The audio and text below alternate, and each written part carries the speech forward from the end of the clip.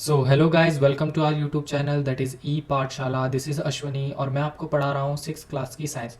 और ये हमारा चल रहा है 4 chapter sorting material into groups. इसका पहला वीडियो अपलोड हो चुका है और अब बारी है दूसरे लेक्चर की। तो दूसरे लेक्चर का हमारा टॉपिक है 4.2 प्रॉपर्टीज़ ऑफ मटेरियल। मतलब अब हमने चीज़ों के बारे में पढ़ा, प्रॉपर्टीज़ मटेरियल्स के बारे में देखा कि हम उनको ग्रुप कर सकते हैं वगैरह वगैरह। अब उनकी प्रॉपर्टीज़ हम उनको किस बेस पे ग्रुप करते हैं, उनकी हर मटेरियल की अपनी एक अलग प्रॉपर्टी होती है। जैसे सबसे पहले आ गई हमारी प्रॉपर्टी अपीयरेंस। अपीयरेंस यानी वो दिखता कैसा है, अपीयर कैसा होता है। Materials usually look different from each other. Woods look very different from iron. Iron appears different from copper and aluminium. At the same time, there may be some similarities between iron, copper, aluminium that are not there in wood. मतलब ऐसा क्या है कि would अलग दिखता है iron से, iron copper और एल्यूमिनियम से अलग दिखता है, सब क्या अलग है। जैसे आयरन का कलर आपने देखा होगा, थोड़ा अगर नया आयरन है तो थोड़ा लस्ट्री यानी शाइनी होता है, ठीक है, और थोड़ा पुराना हो तो ब्लैक हो जाता है, रस्ट लग जाता है। कॉपर होता है वो जनरली रेड कलर का होता है। एल्यूमिनियम थोड़ा ग्रेइश कलर होता है और थोड़ा लस्टर होता है। एल्यूमिनियम में भी थोड़ा शाइनी होता है। तो अब अलग अलग है और वुड तो इनसे सबसे अलग होता है। तो कहीं ना कहीं इनमें सिमिलैरिटीज़ भी होती है, जैसे एल्यूमिनियम, कॉपर और आयरन एलिमेंट्स हैं, ठीक है। और जहाँ तक जो काम आयरन कर सकता है वही कॉपर भी कर सकता है और वही एल्यूमिनियम भी कर सकता है। वुड इनसे बिल्कुल अलग है। अब देखा जाए तो आयरन, कॉपर और एल्यूमिनियम को आप जला नहीं सकते, वुड जला सकते हैं। तो ऐसी कई चीज़ें हैं, कई प्रॉपर्टीज़ हैं जो डिफरेंट भी हैं, कुछ सिमिलर भी हैं। वो उनके अपीयरेंस के हिसाब से, मतलब वो कैसे दिखते हैं, उनका अपीयरेंस कैसा है, ठीक है, कौन सा ज़्यादा शाइनी है, आयरन या कॉपर या एल्यूमिनियम। जैसे वुड तो बिल्कुल शाइनी नहीं होता, ठीक है। तो इस तरीके से उनके अपीयरेंसेस होते हैं। जैसे एक्टिविटी 3 में इन्होंने क्या बोला है, आप छोटी छोटी चीज़ें ले लीजिए, कुछ भी हो सकता है वो कार्डबोर्ड हो सकता है, वो पेपर हो सकता है, वो वुड हो सकता है, कॉपर वायर हो सकती है, एल्यूमिनियम शीट हो सकती है, चौक हो सकती है, ठीक है। अब इनका क्या होता है ना, ये थोड़े से कॉपर वायर मेनली और या फिर एल्यूमिनियम शीट, इन पे कोरोजन हो जाता है एक तरीके से। मतलब ये उतने शाइनी नहीं होते हैं, काफ़ी दिन बाद अगर आप रखे रहेंगे तो कॉपर वायर भी डल सा लगने लगता है। लेकिन नहीं, अगर आप इनको बीच में से, मान लीजिए ये कॉपर वायर है, अगर आप इसको बीच में से काटेंगे ना, तो जो ये चीज़ होगी आपको, इसमें इसके शाइन दिखेगा, इस चीज़ में इसके शाइन। वैसे ये नॉर्मल रहेगा तो ये शाइनी नहीं दिखेगा, लेकिन जब आप इसको बीच में से काटेंगे ना, तो वो एकदम फ्रेश है कटा हुआ, तो वो शाइनी दिखेगा, उसमें एक लस्टर होगा। लस्टर मतलब शाइन, एक चमक, ठीक है। तो इस तरीके से आप अगर चौक को कट करेंगे तो उसमें तो कोई लस्टर नहीं आएगा, वुड को कट करेंगे तो भी कोई नहीं आएगा, कॉपर वायर को कट करने पर आएगा, एल्यूमिनियम शीट को कट करने पर आएगा, पेपर को कट करने पर कोई लस्टर नहीं आएगा, कार्डबोर्ड को कट करने पर कोई लस्टर नहीं आएगा। तो इस तरीके से आपको छोटी छोटी चीज़ें जमा करनी है और शाइनी वाली अलग रखनी है, और जो नहीं शाइन करती, जिनमें लस्टर नहीं है, वो अलग रखना है। Materials that have such lustre are usually metals.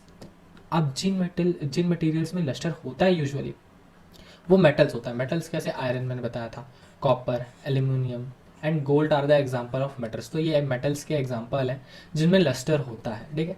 Some metals often lose their shine and appear dull. वो कोरोजन की वजह से, जैसे अगर जंग लग जाए लोहे पे या फिर कॉपर पे भी ग्रीन कलर का कोरोजन आता है तो वो डल दिखता है, वो एलिमेंट नहीं लगता है, because of action of air and moisture on that. तो ये कोरोजन ही होता है, एयर और मॉइस्चर उस पर एक्ट करती हैं, ठीक है। जंग लगना इसे आप आम भाषा में कहते हैं। नेक्स्ट आता है हमारा जो प्रॉपर्टी है वो है हार्डनेस।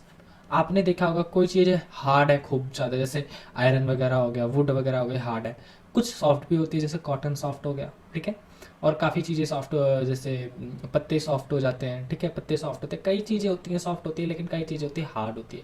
आप इसको कैसे कर सकते हैं प्रूफ, टेक अ मेटल की एंड ट्राई टू स्क्रैच। मतलब आपको जो चीज़ प्रूफ करना है हार्ड है कि सॉफ्ट, तो आप एक की लीजिए, की या पेन या कुछ भी ले सकते हैं, थोड़ी पैनी या नुकीली चीज, और उससे ना चीज़ों पर स्क्रैच करना शुरू। पहले वुड पर स्क्रैच कीजिए, एल्यूमिनियम पे स्क्रैच कीजिए, ठीक है, एक पत्थर पे स्क्रैच कीजिए, अपने नाखूनों पे स्क्रैच कीजिए, कैंडल पे स्क्रैच कीजिए, चौक पे स्क्रैच कीजिए। अब जिस पे स्क्रैच आसानी से लग गया, बहुत आसानी से स्क्रैच आ गया और गहरा स्क्रैच आ गया, इसका मतलब वो चीज़ सॉफ्ट है, ठीक है। लेकिन जिस पे नहीं आया, जैसे एल्यूमिनियम पे नहीं आएगा स्क्रैच, स्टोन पे बहुत मुश्किल है स्क्रैच आना, ज़्यादा रगड़ेंगे तो आ ही जाएगा, हल्के पे से रहेगा वो एक स्क्रैच, हल्का सा ऐसे कट टाइप मारने की बात हो रही है। चौक पे आ जाएगा स्क्रैच, कैंडल पे भी आ जाएगा स्क्रैच, और आपके नेल पर वैसे नहीं आएगा स्क्रैच। अगर मतलब थोड़ा ज़्यादा देर करने में नेल पे वैसे स्क्रैच एक दो बार में नहीं आएगा, ठीक है। इस नेल हार्ड होता है हमारा, ठीक है, नेल बना ही इसलिए है। तो उसमें तो आप इन चीज़ों से ऐसे एक्टिविटी करके पता चेक कर सकते हैं कि सॉफ्ट है मटेरियल या हार्ड है।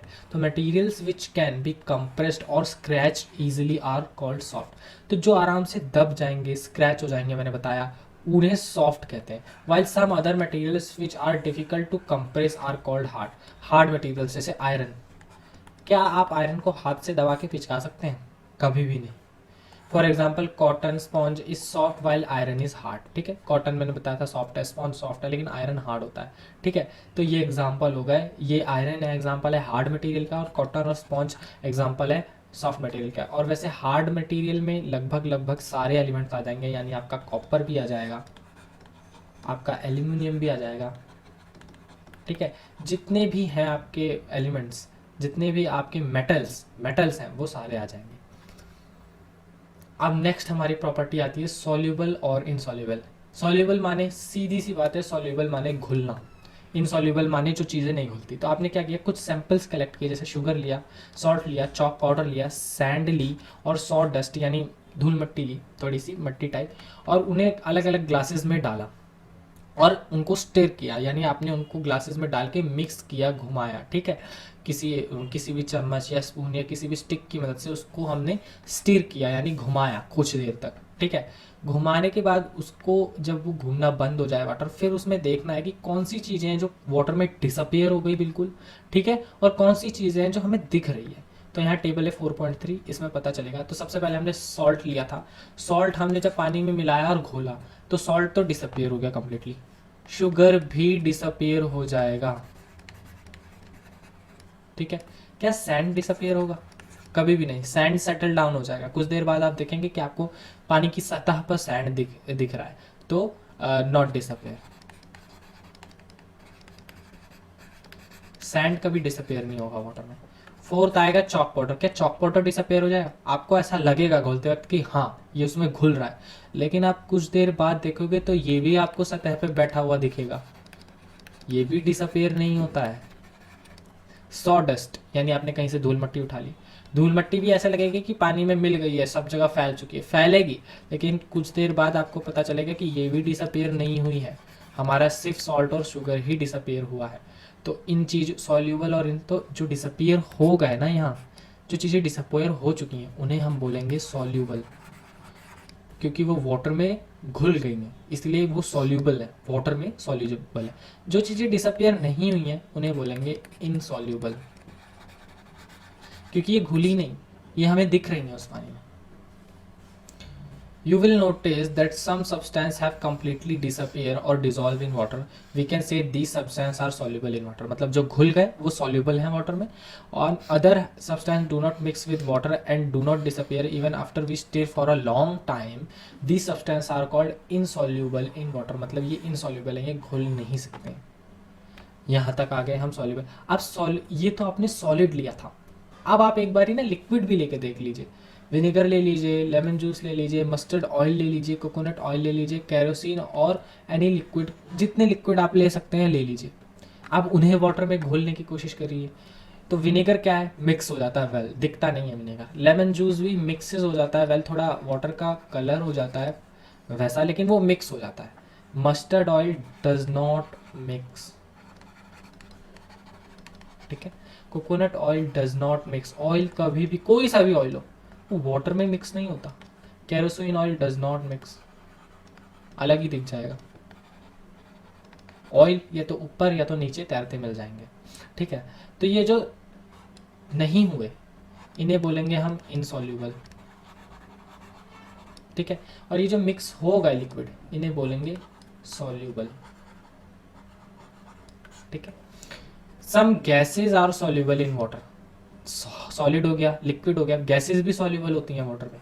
वेयर अदर्स आर नॉट, मतलब सारी नहीं होती, कुछ कुछ होती हैं। Water usually have small quantities of some gases dissolve in it. Water में हमेशा गैसेस होती हैं। For example oxygen gas, water में ऑक्सीजन गैस होती है, हमने पढ़ा था। ठीक है, वाटर में ऑक्सीजन गैस होती है, क्यों? तभी तो मछलियाँ वगैरह जो रहती हैं पानी में वो जिंदा रहती हैं, क्यों? ऑक्सीजन सबको चाहिए होता है, ये हमने पढ़ा था। तो वो वाटर में ऑक्सीजन घुला होता है, वो उस वाटर से ऑक्सीजन लेते हैं। Dissolve in water is very important for the survival of animals and plants that are live in water. मतलब वाटर में जो रह रहे हैं उनके लिए ऑक्सीजन जरूरी है। वो ऑक्सीजन उनको कहाँ से मिल रही है? जो वाटर में घुली हुई ऑक्सीजन है, तो ऑक्सीजन एक गैस है जो कि एयर में रहती है, लेकिन नहीं, वो वाटर में भी सॉल्यूबल है, वो वाटर में घुल जाती है, मिल जाती है, तभी तो वाटर के जीव जंतु जिंदा हैं। ऑब्जेक्ट्स में फ्लोट और सिंक, ये भी एक हमारा पॉइंट हो गया, एक पॉइंट हमारा ये भी हो गया। ऑब्जेक्ट्स में फ्लोट और सिंक मतलब आप ऑब्जेक्ट्स को कैसे कैटेगराइज कर सकते हो कि वो डूब रहे हैं या तैर रहे हैं। आपने एक गेंद ली, एक बॉल ली, एक पत्ता लिया, ठीक है, एक वुड पीस लिया, दूसरी तरफ एक सिक्का लिया, एक की ली, कुछ बटन्स लिए, मेटल बटन्स, ठीक है।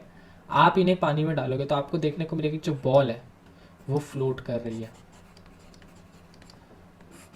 ये दोनों फ्लोट कर रहे हैं, मगर ये चीज़ें जो मेटल्स की थी मेनली वो सिंक कर गई, ठीक है। एक भारी से भारी वुडन पीस तैरेगा, भारी से भारी वुडन पीस तैरेगा, लेकिन एक ग्राम की सुई पानी में डूब जाती है, ठीक है। तो इस वजह ये भी एक कैटेगरी है, इनमें भी हम कैटेगराइज कर सकते हैं चीज़ों को। नेक्स्ट आता है हमारा ट्रांसपेरेंसी। ट्रांसपेरेंसी मतलब जैसे कोई चीज़ें ट्रांसपेरेंट जिनकी आप आर पार देख सकें, आप जिन चीज़ों के आर पार देख सके वो ट्रांसपेरेंट होती हैं। जैसे यहाँ पे पढ़ लीजिए, दो सब्सटेंस और materials through which things can be seen are called transparent. Glass, water, air and some plastic are example of transparent materials. तो मतलब जिन चीज़ों के आप आर पार पूरा क्लियरली देख सके, जैसे ग्लास, आपकी घर में खिड़की होगी, खिड़की के ग्लास के बाहर आप देख सकते हैं ना, तो वो ट्रांसपेरेंट है। वाटर के पार मतलब आपने बाल्टी में वाटर भरा, अब नीचे सतह पर क्या है आपको दिखेगा, एयर तो है ही ट्रांसपेरेंट, अगर एयर ट्रांसपेरेंट नहीं होती तो हम कुछ भी ना देख पाते, ठीक है। और प्लास्टिक की पन्नियाँ होती हैं, प्लास्टिक के बैग्स होते हैं जो वो भी ट्रांसपेरेंट होते हैं, उनके भी आर पार दिखता है सब कुछ। जैसे आप ये देखिए, ग्लास के कंटेनर है जो दुकानों पर रहते हैं, इनमें अंदर नमकीन भरी है, कुछ भरा है, कुछ भरा है, आप सबको दिख रहा है, क्यों? क्योंकि ये ग्लास जो चीज़ है ये ट्रांसपेरेंट है, ठीक है, ट्रांसपेरेंट कंटेनर्स हैं। On the other hand, there are some materials through which you are not able to see. These materials are called opaque. Opaque material, opaque मतलब जिनके आर पार आप देख ही नहीं सकते, जैसे वुडन बॉक्स, कोई संदूक है, कार्डबोर्ड है, ठीक है, और मेटल कंटेनर है कोई, ठीक है, उनके आर पार आप नहीं देख सकते। क्यों? क्योंकि वो ओपेक मटेरियल्स हैं, वो ओपेक मटेरियल्स हैं। तो जो मटेरियल्स के आर पार नहीं देख सकते हम उन्हें ओपेक कहते हैं। अब ये तो हो गया ट्रांसपेरेंट और ओपेक। एक बीच की चीज़ भी होती है, उसे हम बोलते हैं ट्रांसल्यूकेंट, ठीक है, ट्रांसल्यूसेंट। ट्रांसल्यूसेंट वो चीज़ होती है the materials through which objects can be seen but not clearly as known as trans. मतलब चीज़ें देखी जा सकती हैं लेकिन क्लियरली नहीं। अब आपने जैसे सेकेंड चैप्टर में एक एक्टिविटी करी थी फैट के टेस्ट की, तो उसमें ऑयली पैच देखा था आपने एक पेपर पे, और उसको लाइट में करा था तो उसके आर पार दिख रहा था, मतलब उसमें से लाइट पास हो रही थी। लेकिन क्या इतनी लाइट पास हो रही थी, क्या इतना आर पार दिख रहा था कि आप उसके पार क्या पूरा देख सके? नहीं, पार्शियली दिख रहा था, थोड़ा बस ऐसा लग रहा था कि हाँ लाइट पास हो रही है, सिर्फ लाइट पास होती है, बाकी कुछ पास नहीं होता। जैसे अगर ये एग्जांपल लिया जाए, आपका हैंड ट्रांसलेशन है, इसके पार लाइट पार हो रही है, आपको दिख रही है, लेकिन क्या पूरी तरीके से दिख रही है? नहीं, इसलिए ट्रांसल्यूसेंट है। ट्रांसल्यूसेंट चीज़ें वो होती हैं जिनके आप आर पार ढंग से नहीं देख सकते पर ढंग से नहीं देख सकते। तो यही सब चीज़ें हैं जिनके बेसिस पे हम किन्हीं मटेरियल्स को हम कैटेगराइज कर सकते हैं, उनको ग्रुप में डाल सकते हैं, ठीक है, उनको ग्रुप कर सकते हैं। जैसे अब ट्रांसल्यूसेंट जो भी मटेरियल्स हैं उनको हम एक ग्रुप में कर सकते हैं, जो ट्रांसपेरेंट है उनको एक ग्रुप में कर सकते हैं, जो ओपेक है उनको एक ग्रुप में कर सकते हैं। तो इस तरीके से हम चीज़ों को अलग अलग ग्रुप्स में बांट सकते हैं। यहाँ पर कीवर्ड्स आ जाते हैं। सबसे पहले आ गया आपका हार्ड। हार्ड आपको पता है क्या होता है, मैंने पढ़ाया था। इनसॉल्युबल मान ले जो नहीं घुलता है। लस्टर माने चमक। मटेरियल्स कोई भी सामान, मटेरियल कुछ भी हो सकता है। मेटल्स यानी एलिमेंट्स, भाई आयरन, कॉपर, एल्यूमिनियम, इनको मेटल्स कहते हैं। ओपेक बताया मैंने आपको, जिन चीज़ों के आप आर पार नहीं दे सकते। रफ चीज़ें वो जिनका सरफेस रफ होता है, थोड़ी सी स्मूथ नहीं होता है, रफ होता है। कई चीज़ों का सरफेस रफ होता है, जैसे आप अगर देखेंगे तो वुड का सरफेस रफ होता है, हालांकि आयरन का स्मूथ होता है, ठीक है। सॉल्युबल जो चीज़ें खुल जाती हैं। ट्रांसल्यूसेंट जिनके आर पार हम पूरी तरीके से नहीं देख सकते हैं बट देख सकते हैं। और ट्रांसपेरेंट हम जिनके आर पार पूरी तरीके से देख सकते हैं। नेक्स्ट आप ये समरी पढ़ लीजिएगा। मैंने पहले भी बता रखा है कि समरी इंपॉर्टेंट होती है। अब आ जाते हैं हम एक्सरसाइज में। Name 5 objects that can be made from would. Would say 5 बनने वाली चीजें। चेयर, टेबल, ठीक है, बुलक कार्ट, और क्या क्या हो सकता है? चेयर हो गया अपना, टेबल हो गया, बुलक कार्ट हो गया, और हमारी वो भी बनते हैं कई बारी, वुड से पेन भी बनते हैं, कुछ भी बन सकता है वुड से, काफ़ी। अलमीरा, ठीक है, तो काफ़ी चीज़ें वुड से बनती हैं। अब यहाँ क्या है सेकंड में, select those objects from the following which shine, जो शाइन करते हैं। ग्लास बॉल, क्या ग्लास बॉल शाइन करता है? हाँ ग्लास बॉल शाइन करता है। प्लास्टिक टॉय हमेशा नहीं। स्टील स्पून हाँ शाइन करता है। तो और कॉटन शर्ट, कॉटन शर्ट कब शाइन करती है भाई? कभी नहीं करते, कपड़े तो कभी शाइन नहीं करते। Match the objects given below with the materials from which they could be made. अब इसमें ऑब्जेक्ट्स हैं और वो किस चीज़ से बने हमें ये मैच करना है। तो सबसे पहले बुक किससे बनती है? ऑब्वियसली बुक पेपर से बनती है। टम्बलर, टम्बलर मतलब यहाँ होता है ग्लास, ठीक है, मतलब पानी पीने वाला ग्लास, कंटेनर एक तरीके से, ठीक है, glass, water glass, water glass container, ठीक है, वाटर ग्लास बोल सकते हैं, कंटेनर बोल सकते हैं। तो टम्बलर किससे बनता है? तो टम्बलर हमारा ग्लास से बनता है, मेटल से भी बनता है, यहाँ है नहीं। चेयर हमारी किससे बनेगी? Would say. टॉय हमारा किससे बनेगा? प्लास्टिक से। और शू हमारा बनेगा लेदर से। State whether the statements given below are true and false. True and false बताना है। Stone is transparent while glass is opaque, बिल्कुल गलत। स्टोन ट्रांसपेरेंट होता है, कभी देखा है? नहीं। A notebook has lustre while eraser does not, false. बल्कि notebook has lustre while eraser is not, कोई लस्टर नहीं होता है, नोटबुक भी लस्टीरियस नहीं होती उतनी, और इरेजर भी नहीं होता है। Chalk dissolves in water, false. Chalk कब डिजॉल्व होती है? वो तो दिखती है, बताया मैंने। A piece of wood floats on water, wood का पीस पानी पे फ्लोट करेगा? हाँ, कितना भी बड़ा वुड का पीस होगा वो पानी पे हमेशा फ्लोट करेगा, true. Sugar does not dissolve in water, false. Sugar तो डिजॉल्व हो जाती है, सॉल्यूबल है। Oil mixes with water, false. Oil कब मिक्स होता है भाई? वाटर से। Sand settles down in water, sand settle down हो जाती है वाटर में कुछ देर बाद, true. Vinegar dissolves in water, true. Given below are the names of some objects and materials. अब इनमें आपको पहला बताना है राउंड शेप कौन से हैं, ठीक है, और ईटेबल कौन से हैं और नॉन ईटेबल कौन से हैं। तो जैसे वाटर हो गया, तो वाटर क्या है? ईटेबल है, तो वाटर ईटेबल है, ठीक है। बास्केटबॉल राउंड है, ठीक है। ऑरेंज राउंड है और ईटेबल भी है, ठीक है। ये बास्केटबॉल नॉन ईटेबल है, ठीक है। वाटर का तो कोई शेप ही नहीं होता, तो अदर शेप्स में आ जाएगा। मतलब हर हमें चीज़ को दो चीज़ों में कैटेगराइज करना, ईटेबल है कि नहीं है और अगर शेप राउंड है कि नहीं है। शुगर, शुगर ईटेबल है पर इसका शेप राउंड नहीं होता, यानी अदर शेप्स हो गया, ठीक है। ग्लोब ईटेबल है, ग्लोब कब से ईटेबल होने लगा? नॉट ईटेबल, ठीक है, नॉट ईटेबल। और शेप्स क्या है? राउंड। एप्पल राउंड भी है, ईटेबल भी है। आर्दन पिचर राउंड है लेकिन ईटेबल थोड़ी है, not eatable. List the items you know that float on water, check see if they will float. अब आपको ये तो खुद करना पड़ेगा कि लिस्ट बनानी है वाटर की, जो फ्लोट करते हैं, ठीक है, और जो नहीं करते। और आपको ये देखना है कि ऑयल और केरोसिन क्या फ्लोट करता है वाटर पे, ये आपको खुद करना पड़ेगा। Find the odd one out from the following, odd one निकालना है। Chair, bed, table, cupboard. अब आप देखिए, और baby, chair, bed, table, cupboard, ये सारी चीज़ें वुड से बनी है। क्या बेबी वुड से बना है? तो ये इसमें ऑड वन है, बिल्कुल ऑड है, अलग। रोज, जैस्मीन, बोट, मैरीगोल्ड, लोटस। ध्यान से देखिए, ये सब फ्लावर्स के नाम है। क्या बोट फ्लावर का नाम है? तो बोट एकदम ऑड वन है यहाँ पे। Aluminium, iron, copper, silver, sand. Aluminium, iron, copper, silver, ये सारे मेटल्स हैं। सैंड मेटल है क्या? नहीं। Sugar, salt, sand, copper sulphate. Sugar है, सॉल्ट है, सैंड है और कॉपर सल्फेट है। आप ये चीज़ें देखिए, इसमें शुगर जो है, सैंड, सॉल्ट, सैंड और कॉपर सल्फेट एक चीज़ जैसे, मतलब एक इनका थोड़े से ये एकदम पाउडर फॉर्म में होते हैं। कॉपर सल्फेट पाउडर फॉर्म में होता है, सैंड पाउडर फॉर्म में होता है और sugar powder form, sand powder form में होता है, सॉल्ट पाउडर फॉर्म में होता है, कॉपर सल्फेट पाउडर फॉर्म में होता है।